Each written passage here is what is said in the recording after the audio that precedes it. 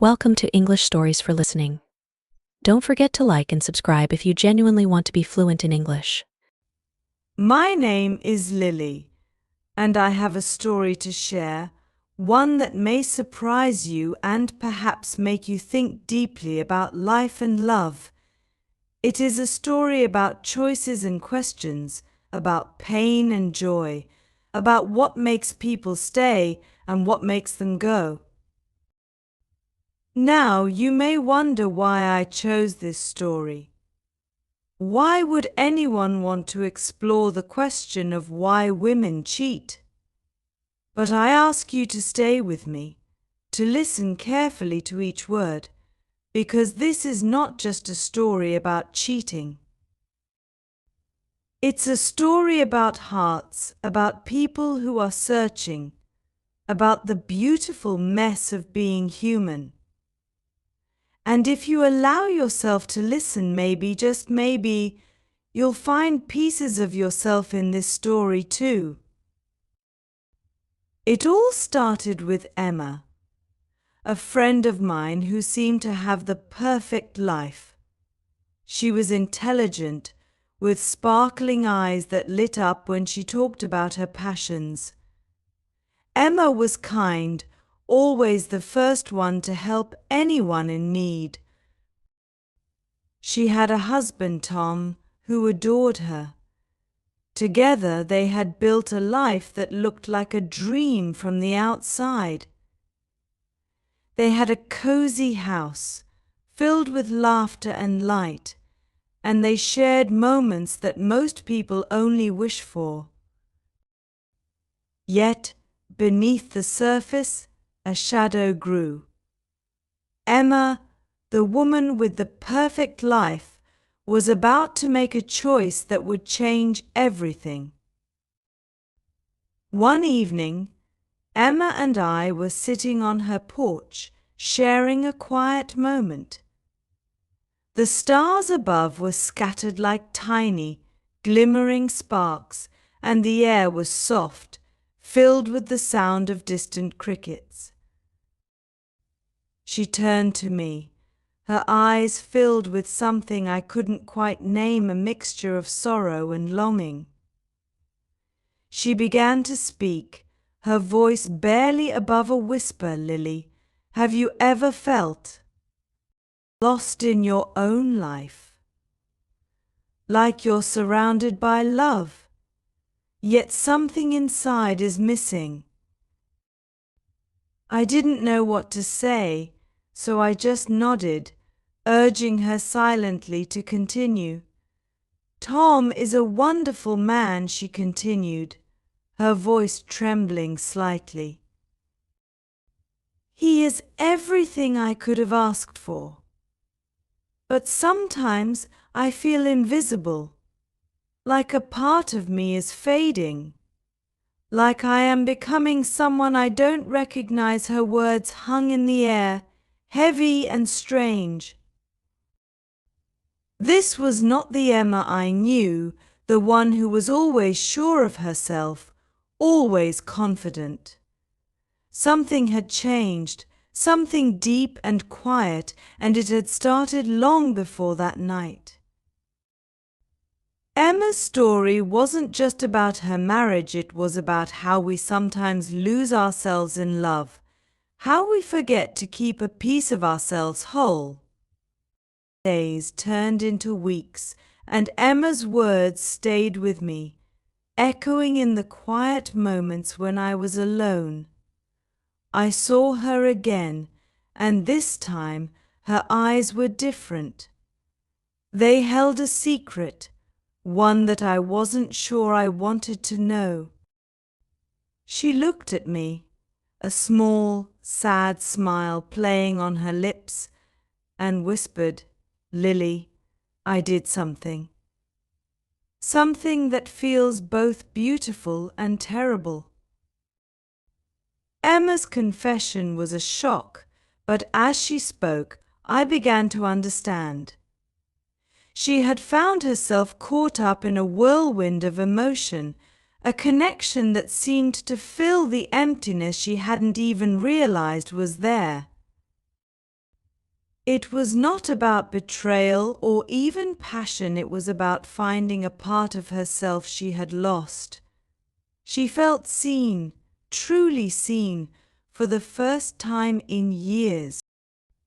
And while it hurt to admit it, that feeling of being recognized, of being understood so deeply, had pulled her in like a current she couldn't resist. As Emma shared her heart, I felt a wave of understanding wash over me. This wasn't about right or wrong. It was about the complexity of human need, the quiet ache that sometimes goes unnoticed until it's too powerful to ignore. She loved Tom, that was never in doubt. But love, as I learned that night, is not always enough to fill the hidden spaces within us. Emma's voice softened, barely above a whisper, as she continued to share her story. She looked away, her gaze lost in the distance, as if searching for an answer in the night. It all happened so slowly, she said. I never planned for it. It was just a connection. At first it was innocent conversations, shared laughter, understanding. She took a deep breath, almost like she was trying to steady herself. But somewhere along the way, it became something more. I felt alive again, Lily. It was like a part of me that had been asleep for so long suddenly woke up. I could feel her sadness, her confusion, in every word. She wasn't just talking about a mistake, she was describing a part of herself she hadn't known she needed to nurture. And while it hurt to hear, I knew she wasn't looking for excuses. She was searching for understanding, maybe even forgiveness from herself, more than anyone else. Emma, I said, my voice shaking a little, did you ever consider telling Tom about how you felt, I mean? She nodded slowly, a sad smile on her lips. I tried, she whispered, looking down at her hands. I tried so many times, but the words would get stuck. How do you tell someone you love that you feel invisible? That you're hurting for reasons they can't understand? She looked at me, her eyes brimming with tears. It wasn't that he did anything wrong. Tom is everything you'd want in a partner. But somewhere along the way, I lost the part of me that was just me. I became the wife, the friend, the support, but I forgot how to be Emma. Her words pierced through me, and I felt my heart ache for her. It wasn't about betrayal, it was about the quiet, unspoken loneliness that sometimes comes with commitment. Emma hadn't cheated because she wanted something outside of her marriage. She was searching for something within herself. And yet, in her search, she had found herself in a place she never expected. Days passed, and I found myself reflecting on Emma's story. It was like a mirror, showing me parts of myself I hadn't seen before. Her confession made me think about the silent struggles we all face, the unspoken fears and desires that live in the deepest parts of our hearts. I realized that Emma wasn't alone in her pain, that her story was a reminder of the importance of staying connected, not just to those we love, but to ourselves. I wanted to ask her more, to understand her pain better, So one evening I invited her over. We sat in my living room, wrapped in blankets, sipping tea as the night settled around us. "Emma," I said softly, "do you regret it?" She took a deep breath, her gaze distant. "Yes and no," she said, her voice steady but filled with sadness. "I regret the hurt it caused, the trust that was broken. But in some strange way, I don't regret what it taught me about myself.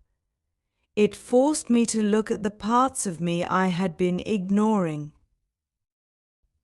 It made me realize that I had been waiting for someone else to make me feel whole, when maybe that's something I need to do for myself." I nodded, understanding her words in a way I hadn't before.